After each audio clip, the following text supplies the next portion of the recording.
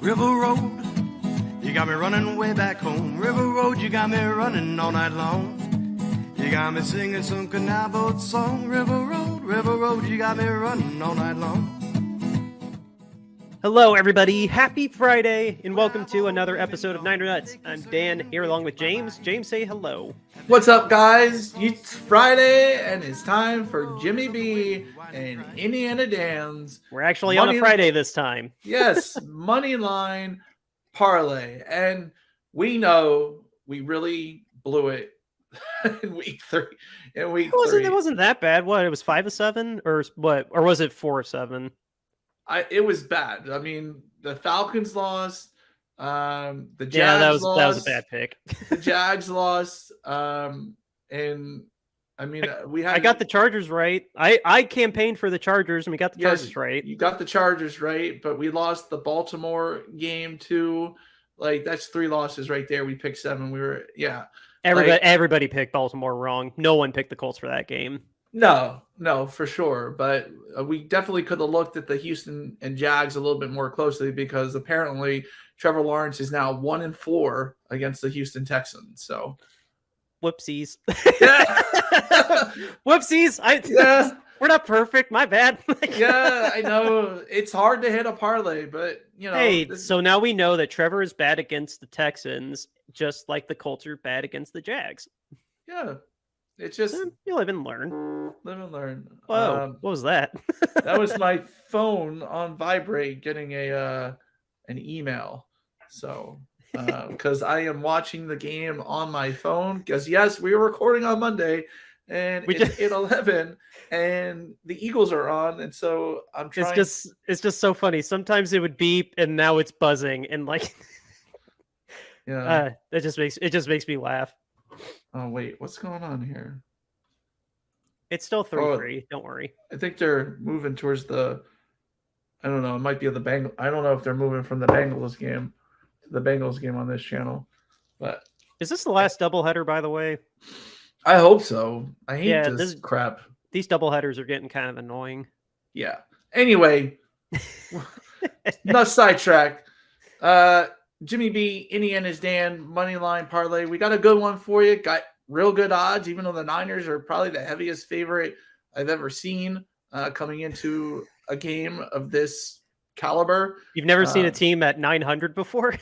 Minus 950. That's insane. Like, even here, I'll go ahead and pull them up. Yeah, I mean, the Chiefs played the Bears last week, and they were like minus 650, and now the Niners are minus 950. At home against the Cardinals. But of course, disclaimer, by the way, these are Draftkings odds as of 7 p.m. on Monday the 25th, subject to change. There we go. Now we're legally covered. And we wanted to pick the Eagles, but the Eagles are currently playing, therefore they cannot be added to a parlay. Otherwise, trust me, we would have been picking the Eagles to win in week 4. Yeah, all odds subject to change, and just the circumstances of us taping on Monday. But let's go ahead and start breaking them down. We got 7 games coming at you. Again, we discussed before taping. I locked it in because I'm a state that can do it. So legally, it's my bet. Yeah. So we're going to start with one of our upsets for the week. We are going to call the home underdog Chicago Bears to beat the lowly Denver Broncos, who just got beat down by those Miami Dolphins 70-20. We think the Broncos are looking at this game looking like, okay, we can at least beat the Bears, right? I mean, the Bears, Justin Fields, their offensive line and their defense look horrible. But one thing I always like is a home underdog.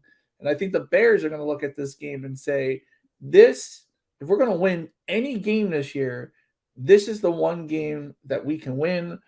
This team got beat by the Dolphins 70-20, and they're coming in as favorites. We don't like that. And I think the Bears, I think the Broncos are worse than the Bears. I do. The Bears are coming off their own embarrassing loss too. 41-10, I believe it was. They just lost to the Chiefs in Chiefs Kingdom, admittedly. But yes, Yeah, they got all this bad press around them. I think they want to come home and make a stand. I'm buying this. And actually, give me literally 3 seconds. I'm going to grab this.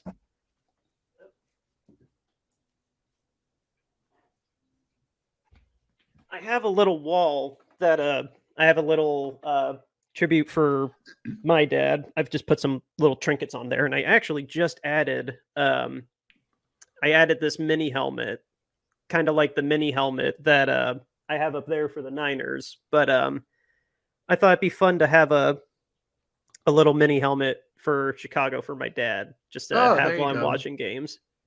Literally just came in from Amazon today, but oh, cool.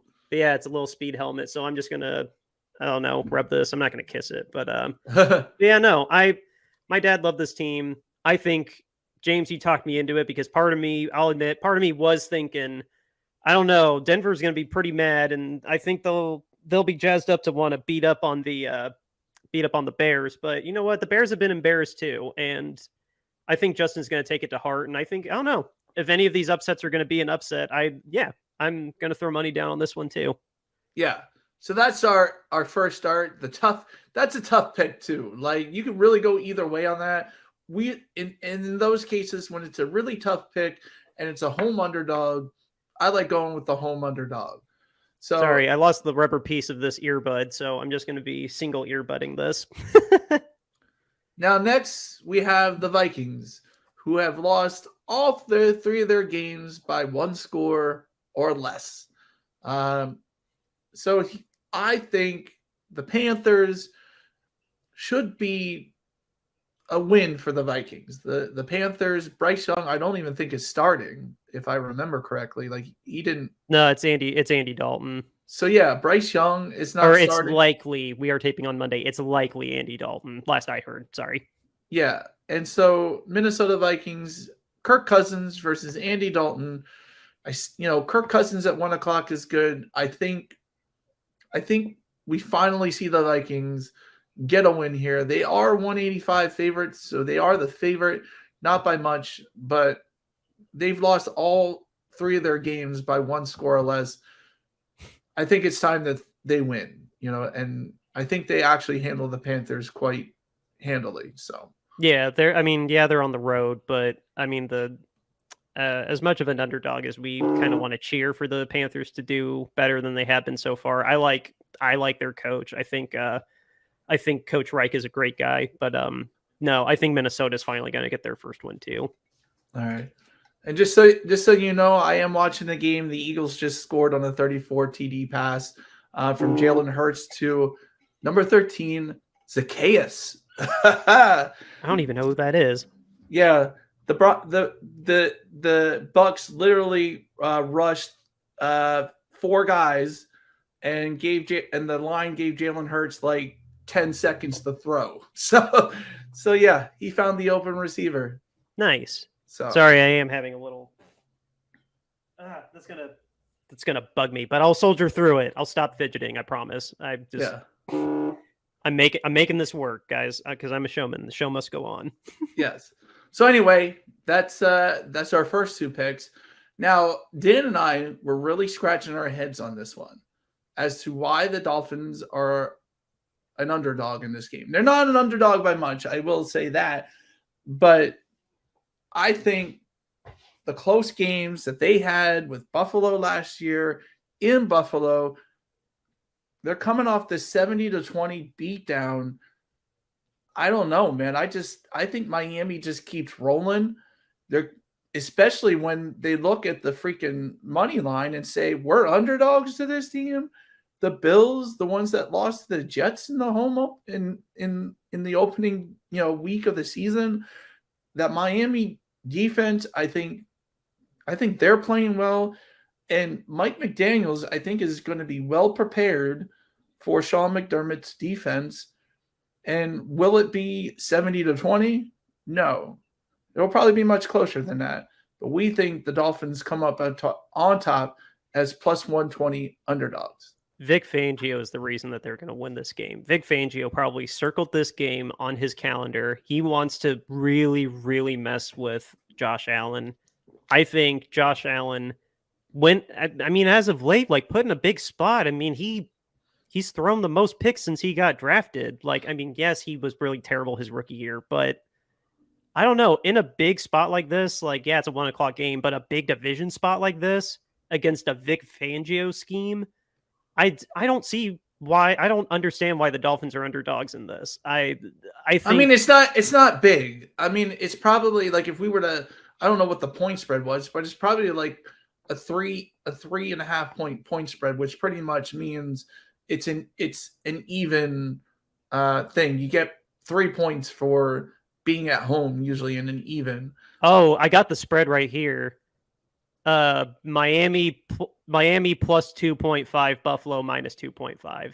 That's how close it is. That's how close it is. And we believe Miami will come up on top. I don't like taking points for that reason because I would hate to try and figure which one's going to cover and which one's not going to cover. So we just like picking winners. We think the Miami Dolphins are going to go in the Buffalo. It's a 1 o'clock game. And it's still in September, I believe, right? I mean, that it'll still be September. October 1st. Oh, it's October 1st. You know, I think Miami will be able to handle the weather in Buffalo. Oh, it should be warm. It'll be warm. It should be warm enough for Miami to pull off the upset. So yeah, no, this is not. They got lucky. They're not going into Buffalo in December. Yeah. So anyway, next we have Falcons at Jags. But guess what? This is in London. Jolly old London, eh? Yeah. And what do we know about the Jags in London? Even under Urban Meyer, they can still win in London. So the London Jaguars, dude. Like, I know that they're going to be renovating Jacksonville. Like, so it's pretty much just a joke now. And those rumors can pretty much go away. But no, they are the London Jaguars. And I feel bad for the Falcons. Yeah. I mean, the Falcons are coming off that they didn't look good against the Lions. And I think they have no faith in Ritter as a passer. Like, from what I saw, they have no faith in him as a passer. Yeah, they don't. They really, really don't. And, you know, they should because they have Kyle Pitts. They have Drake London. Bijan Robinson is great. Should be great in the pass game. I mean, that's what he did at Texas. So they just really don't have confidence in Desmond Ritter. However, also the Jags, I mean, they just usually always win in London. It's just what they do. They've done it for so many years. They've gone to London so many years that they don't want to disappoint Sean Conn, who is British. Yeah, so they have basically made a living of winning in London. So, and I remember, I think Blake Bortles while he was the quarterback there, Jags was undefeated in London. Oh, didn't he have like a 500 passing yard game in London? Like some stupid, like he turned into Superman. Yeah, the Jags end up turning into the Patriots when they're in London. It's just how it is. So we got the Jags money line over the Falcons in London. I don't know if I'll be at church while that game is going on, but I'm gonna. I'll be sound asleep. I'm not waking up at 9 o'clock to watch the Jags.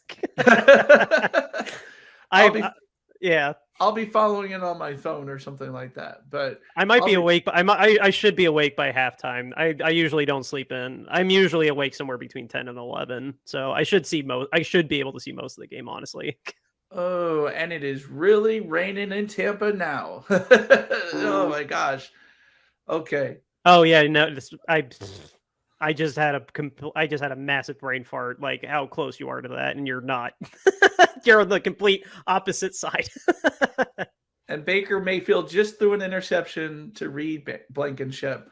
Oh, nice. This is about to turn its head. Anyway, hey, miracle! I just found my gummy earpiece. Woo! There we go. Now I'm good. Next game, Pittsburgh, right? Yes, we have Pittsburgh. Texans coming off a big win in Jacksonville, coming back home to face the Steelers.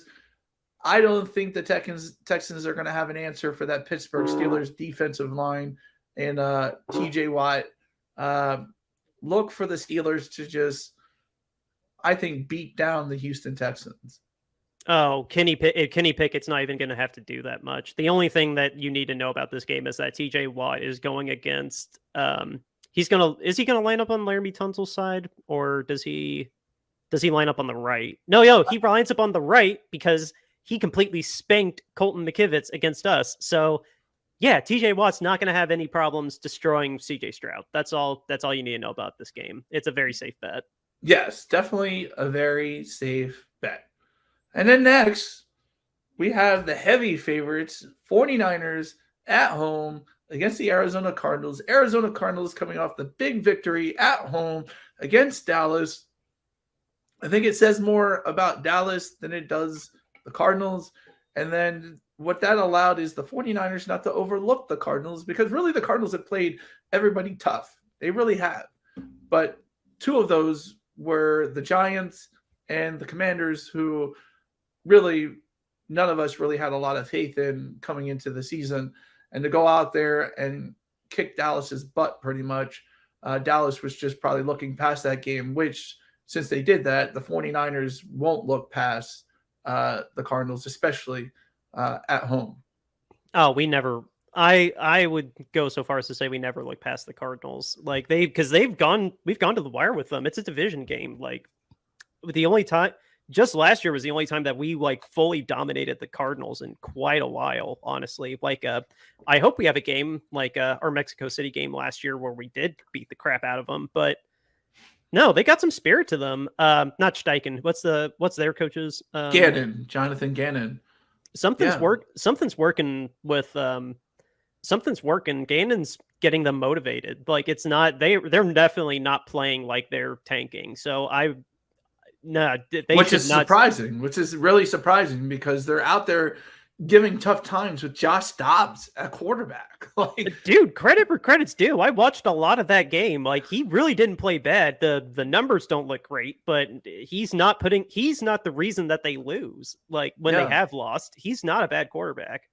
I mean, he's not a bad backup going out there and just trying to win games. And they got nothing to lose, and that's a scary opponent, someone that's got nothing to lose. I mean, I think we're still going to win, but no, the Cardinals are... I get that everybody is assuming that the Niners are going to win.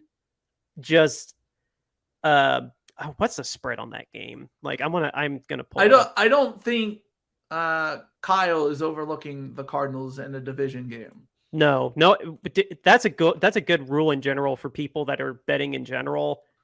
Division games, don't trust. It's a 14-point spread. Okay, I wouldn't take that spread. I definitely wouldn't take that spread. Do not take that spread. No. But definitely look for the 49ers to win and go to 4-0. Yeah, I don't take that spread. We're going to win though.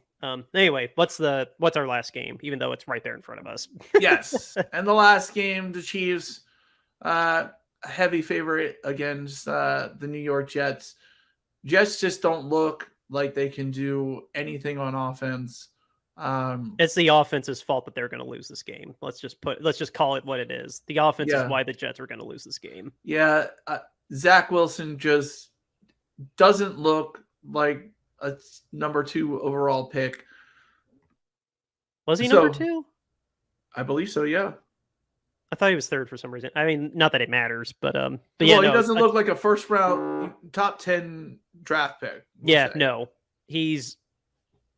it's incredible to me that Josh Dobbs, Brock Purdy, the quarterbacks that got drafted this year, Anthony and CJ. I'm trying to think of other quarterbacks that just got thrown into it. Mike White in that beatdown. It was technically garbage time, but how hard is it to be a quarterback when you were that talented at BYU? What is not clicking? I'm not even trying to sound like an ass when I ask this, like, just what is not clicking for him? I'm really concerned. Like, why, what is his big roadblock? Like, is it a confidence thing? Is he overthinking too much? Like Justin Fields? Justin Fields looks better than him. Like, what is wrong with Wilson? Why does he suck? I know. I guess he's too busy dealing with MILFs, right? That just seems to be like what he's concerned about. Like it's like I was not expecting you to say that. That was really funny. Like seriously, like that. Oh my I God, that caught me off guard. That was really funny. mean, so I think that's Zach Wilson's problem. He's I do feel bad for him. Like, and I feel bad for Jets fans in general. Like, what a terrible hand you got dealt. You traded all this, you took on money. Aaron Rodgers willingly took a pay cut too, and the football gods took him away in 4 plays. Like, we haven't really talked about that on the show, except you saw me react to it live. But the fallout we haven't talked about. That just sucks to be a Jets fan, dude. Like, it's their curse. That's how this is the curse of Joe Namath, because there's a theory, and people have said that Joe Namath sold his soul to the devil to beat the Colts in Super Bowl III. Like, I believe it. I mean, just the Jets have been snake bitten. It doesn't matter who they have at quarterback. They have had Boomer Esiason, who is arguably a Hall of Famer at quarterback. Oh, amazing. Didn't win a Super Bowl. They had Ken O'Brien, who was a pretty decent quarterback if they could have just built a team around him or gotten some other good players. But yeah, Ken O'Brien didn't lead them anywhere. They got close. They got close with Captain Butt Fumble. They made it to 2 AFC championships in a row. Not because of their quarterback, though. not because of Mark Sanchez. They got there because of their defense. They got there in spite of him. Yes, they have been so inept at quarterback. They had Brett Favre. They had Brett Favre for a whole entire season. And what, they had like 6 wins that year or something like that? No, they went 10-6, I believe. They went 10-6 and missed the playoffs in a really tough division, actually, because I think it was Miami who won that division at 11-5. Patriots were 11-5 behind Matt Castle, and the Jets were at 10-6. So they played in a really tough division, but they literally had the best quarterback in the division that year, and they still couldn't get to the playoffs.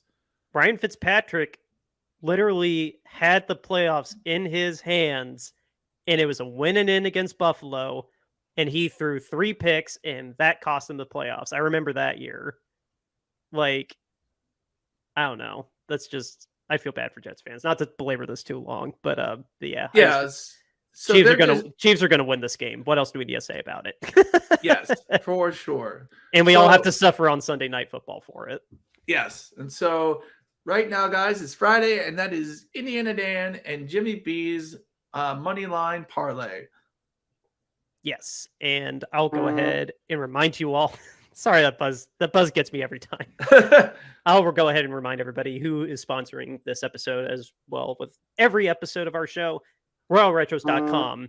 RoyalRetros.com is where you can go to get your authentic throwback jersey. Not just football. They got basketball, baseball, maybe soccer. I actually don't know about soccer. Don't quote me on that. But they got you covered for all your major sports. If you want to stand out in the crowd or reminisce on the glory days when your team might have been better when they are now, go there, get yourself a jersey, and use our promo code Shady Sports. Use that in the checkout, and you'll get 10% off of your entire order. That's RoyalRetros.com to get yourself an authentic throwback jersey and 10% off your whole order with the promo code Shady Sports. Go to RoyalRetros.com and get yourself an authentic throwback jersey today, James. All right, guys, as you know, as we talked on Wednesday episode, we have a lot of owners that are in the news for various reasons, and they're just not living up to the standards that the NFL says they should be living up to. We all know if a player did something in the news that was awful, horrible, we know about it a day later as reported by the NFL. But we've had a couple of owners that we've talked about on the previous shows that the NFL knew for quite some time and never reported it. They waited till independent agencies reported us. Basically, don't ask, don't tell is the NFL's motto on owner accountability. So that's why we have the ticker down at the bottom. Owner standards are less than player standards. # owner accountability. And we are trying to make that go viral. So go to our pinned tweet, retweet it. And to show that we put our money where our mouth is, we are selling our own merchandise to raise money for a Kentucky crisis center. And the reason why we're choosing Kentucky is because the Texans minority owner has been charged with some very, very serious sexual crimes in Kentucky. So we want to help that community out with their causes. So we are sending the money to a Kentucky Crisis Center. There, that t-shirt you see right there, $22.99. It's the statement that we are trying to make. Owner standards are less than player standards. Hashtag owner accountability. All different colors, all different styles, starting at $22.99. The next shirt that we have is the owner's standoff shirt. We had this for the Dan Snyder campaign. We are re-bringing it back for this campaign. Get a cool t-shirt, donate to charity. $22.99 starts at the premium tees. You can get it in a pullover hoodie and a crew neck sweatshirt as well, all different sizes. Next, we have our podcast logo art. Basically, you'll find this on Spotify or Apple Music. When you download our podcast, you will see that we are this logo there. Once again, t-shirts start at $22.99 and get it in all different styles. This is our Niner Nuts alternate logo. Basically, this is what I have on a t-shirt. I love it. Very stylish. $22.99 gets you that in all different colors on a t-shirt, or you can have it in a pullover hoodie, crew neck sweatshirt, youth long sleeve tee if you want to. And then finally, how can you say no to our mascot, a peanut? Eating peanuts, watching and cheering for his 49ers. That is our official Niner Nut mascot. $22.99 starts at tees, and you can get them in different styles as well. Dan, anything going on in the news? Oh, sorry. Go to bonfire.com, store Niner Nuts Apparel, or just Google Niner Nuts Apparel Bonfire, and it's the first thing that comes up. Order those shirts today. Donate to a Kentucky Crisis Center. Yes, there's some things that are bigger than football, and this is just our little contribution to bringing awareness to things of that nature. That as great as football is bringing people together, we also need to hold each other accountable when it calls for it. The only thing going on in the news is Nick Chubb didn't blow out his knee. I think that's worth celebrating, thank God, because that looked absolutely terrible. It looked brutal. And we are taping on the 25th. The Eagles are up on the Bucks, and it's just about to be halftime, so that's a good time for us to stop. And then the Rams, halfway through the first, are up 3-0 on the Bengals. And is Joe Burrow playing? Yes, he is. I'm impressed because his mobility is kind of shot with that calf pull. So I'm very surprised he's playing. But, I mean, leader's going to lead. I mean, kudos to him. Hopefully he doesn't cost him the game.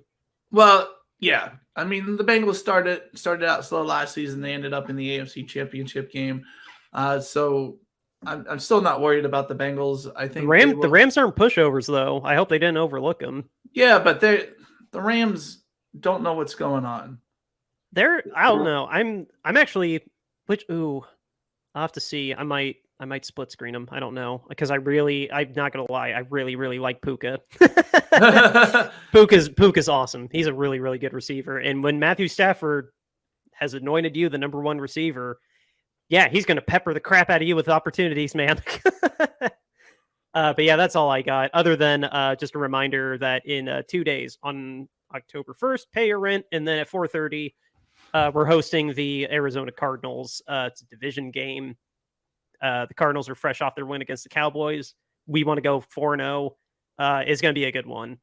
It's going to be a good game. I can't wait. We're not going to have Kevin. I don't think we're the game of the week. I'd be shocked if we were the game of the week. But yeah, no, it should be a great game. I can't wait. With that being said, guys, outro music, River Road, Justin Youth. See you Monday. Beat the Cardinals.